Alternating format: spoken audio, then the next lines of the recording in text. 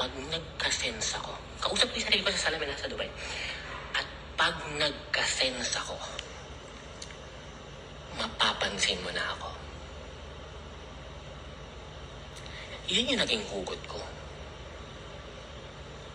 Kaya ako talaga pinagtuloy itong breakup nila. Ang tagal ko itong inintay.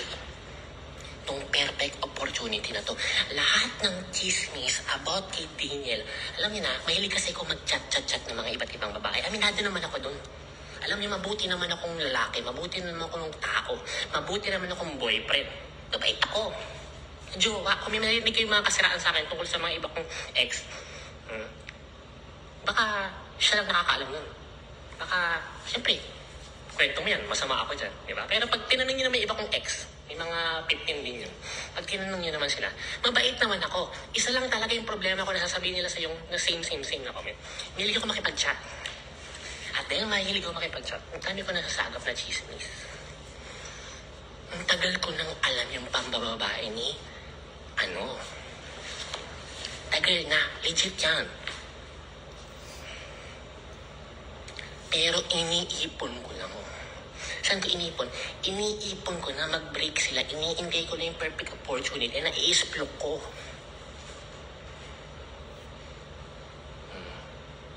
Diba? Bakit ka mo? Bakit? Kasi nga may hugot ako eh. Tinawag akong nonsense. Huwag mong pansinin yun. Nonsense. Ang liit-liit ng tingin niya sa akin. Bakit ito sinasabi? Para malaman ng mga Katniel fans. Parang baka isipin niyo, grabe ito si Siya, no? Ano bang mapapala niya dyan? Walang magawa sa buhay, yung miserable buhay nito. Bakit pinupuntira yung Katniel, no? May hugot akong personal eh. Kaya ngayon, nonsense, pagpansinin, eto, i-explore ko ngayon na break na kaya at ilalabas ko ngayon tunay na dahilan na ay tagal ko nang... Saan ako? Nahilo ako sa anak. Oh, lakas. Init. Going back. So, ngayon, pupunta naman sa akin. Alam mo, na-realize ko,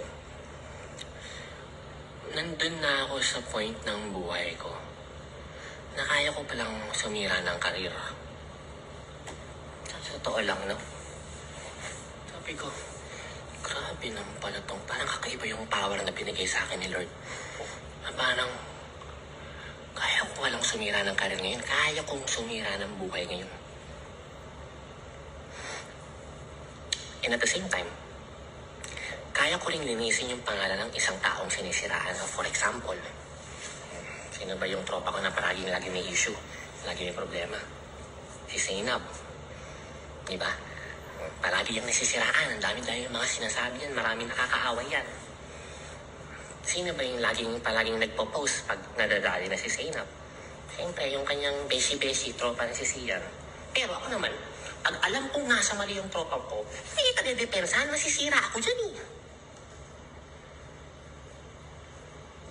Pag alam kong nasa tama ka, dudulugin natin kalawa mo, ilalabas natin yung katotohanan. Ganun yun. Same with dito nangyari ngayon kay Daniel Padilla. Sa totoo lang, no, malaking tama to sa karir niya. Ako naghihintay na ako ng cyber libel. Kasuhan? Sanay ako dyan, huy! Naghihintay ako, 2 cyber libel. Piling ko yan yung Christmas gift ko.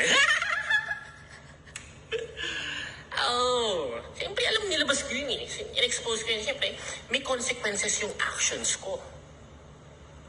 And legally speaking, masasampahan ako ng cyber libel. Kung saan man sila magsasampa, problema na nila yun. Basta ako, handa na ako. So going back sinasabi ko, ano na ako sa point ng buhay ko, na pag inisplok ko yung baho ng isang sikat na personalidad or artista, kayang tumapos ng karera.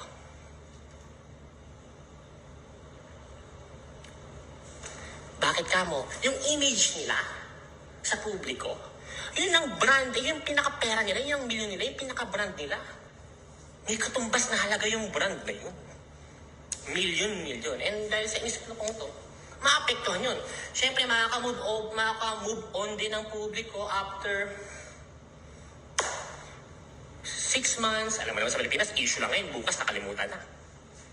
1 year, dun makaka-recover yung career niya. No? So, with great power comes great responsibility also. No, kailangan, maingat pala ako. Bakit na mo? Kasi yung power na to, very fragile. Paano naging fragile? Mag-explode lang ako ng isang kasinungalingan na inventong kwento na bigla akong, kunyari, sabihin ko kunyari, example lang to. Example lang ha, baka ikat nyo to. I-save nyo, tapos i-upload nyo sa TikTok. Example lang to. You okay? Okay. Example lang to. Kunyari, isplok ko. Dominic Roque, may kinita na ibang babae. Nalaman ni Bea Alonso. Example lang ha, baka i-crop nyo pa. Tapos, pag splok ko, biglang napatunayan na hindi totoo. Yung great power ko na yun, na kaya kong sumira ng buhay, sa sumira ng career, o iligtas yung mga kaibigan ko sa mga shits ng buhay nila, biglang mawawala yung power na yun. Naintindihan nyo? So itong great power na pinagkaloob sa akin, doon ako sa point ng buhay ko na kaya kong sumira ng buhay, kaya sumira ng career, kaya ko rin linisin yung isang tao. Very fragile to. One mistake lang, magsabi lang ako ng isang kasinungalingan na hindi totoo na madebunk ng mga tao, tapos ang power na yun. Wala na akong credibility. Kaya pinapangalagaan ko mabuti yun, and I make sure na lahat ng inisplok ko about Andrea Brillantes, about Katniel, ay 90%, at least 90% totoo.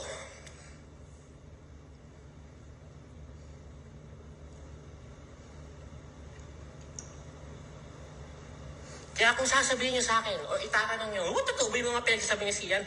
Definitely, sinurbol ko yun. Ang tagal kong inipon yun for the past 2 years.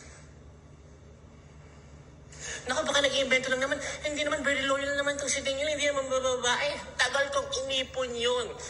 At tinataya ko yung pangalan ko, yung power na tinatawag, na great power comes great responsibility, na pag nagsinungaling ako at sinabi ko itong mga sinabi ko ngayon, last video ko na hindi totoo pala, at na-debunk yun, sira ako. So tinaya ko pangalan ko. So kung sasabihin sa akin, Sian, how sure are you? I'm sure 90%. Yung 10%, yung mga maliliit na detalye na lang. Okay? Check ko lang yung maid ko. Nagmamap siya eh. Hindi ko yung jowa, maid ko yun. Okay. Next topic. Ito na. Ito yung pinaka-topic. Bakit natin ginawa yung biggest Facebook Live in Philippine history? Ano yun? Chismis culture in the Philippines.